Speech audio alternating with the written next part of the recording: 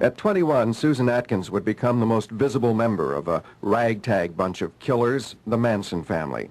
A one-time nice little kid as she grew up in Northern California, Susan became a popular babysitter, captained her school swimming team, and sang in the church choir. Then when her mother died, Susan Atkins ran away from home, and she fell in with a dangerous little man who would spend virtually his whole life in jails. And so at 18, Susan Atkins became one of Charlie's girls, as they were called, one of the first. More would join her, and in time, all of them would develop a fanatical loyalty to Charles Manson, nurtured by his persuasiveness and hyped by the unrelenting use of drugs. So after 300 LSD trips in 2 years, when Manson sent Susan Atkins and others of his family to kill, they did it. Later, looking, sounding, and acting crazy, Susan Atkins would spill it all and tell a grand jury what happened. With terrible detail, she would describe how she murdered movie actress Sharon Tate and her yet unborn baby, and then participated in the murder of 4 others on that hot summer's night at the actress's Hollywood home. Susan Atkins is 28 now.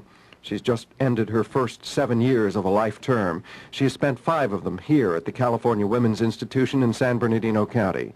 She's just had her first parole hearing and been turned down. But the people who work with her here say that she's made a remarkable change in the last 2 years. They say she's become a devout Christian, and she says she wants only to serve God. Susan Atkins feels that her horrifying experience with drugs can be a lesson to those that use them or think about using them. She hasn't spoken with a reporter since the trial in 1970. She got word to me that she wanted to talk about the dangers of drug use, that she also wanted to reveal something new about the murders. What happened that night you all went to Sharon Tate's house? What really happened?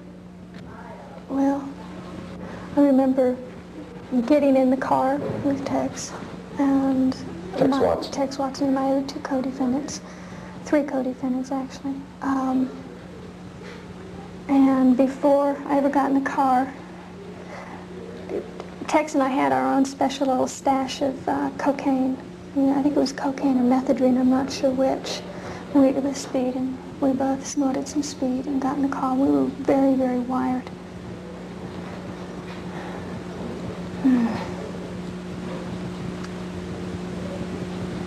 And we drove to the house with instructions to kill everyone in the house. From Charlie? Yeah.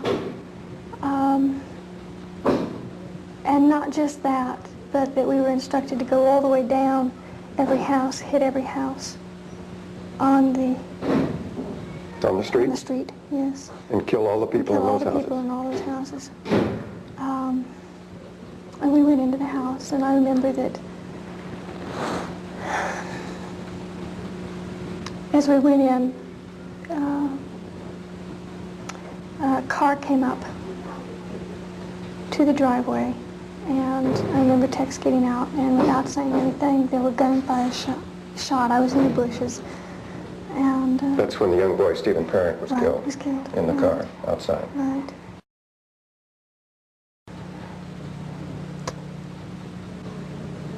The people in the house were all brought into the living room and tied up, and I remember that Wojtek Wachowski, I believe is his name, I had tied his hands with a towel and then was instructed to kill him. And I raised the knife that I had in my hand, and I couldn't put the knife down. I couldn't bring it down. It was just as though there was a force there that held my wrist, and I couldn't move. And as he saw that I couldn't move, then he very easily undid the ties, the towel that I tied his wrist with, and he and I began to fight. And I remember I was screaming for help, and he was screaming for help, and then Tex came and helped me, and I was left to sit and watch Sharon Tate. And about that time, all I can remember seeing is people just scattering in different places and running in different places, and I was left sitting with Sharon Tate, and she was talking to me, and I remember that I had absolutely, I felt nothing. I felt absolutely nothing for her as she begged for her life and for the life of her baby. And, Jesus. I remember when we first went in, one of the people said, "Who are you?" And Tex said, "I'm the devil, and I'm here to do the devil's business." And I remember that in my conscience, it's so alive in me, even just recalling it. I remember that I had gone so far and there was no turning back. Even if I had wanted to run, even if I had wanted to leave, I couldn't. It was like I was caught in something that I had no control over. I had absolutely no say-so as to what was happening there. I was just like a tool in the hands of the devil, is the only way I can put it. And I believe that it was by the grace of God that my hand did not go down with that knife on Wojciech Kwiatkowski's chest. I believe that... Well, who did kill those people? that night? Yeah. Tex.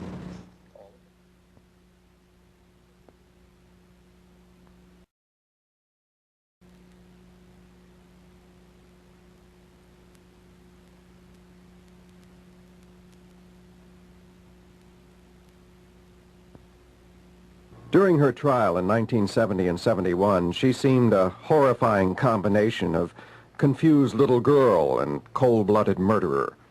And like all of the others in the Manson family, Susan Atkins' loyalty to the man who led her life where it went was absolute. So when Charles Manson shaved his hair off, she did too. And then, just as he had done, she and her co-defendants all carved X's into their foreheads.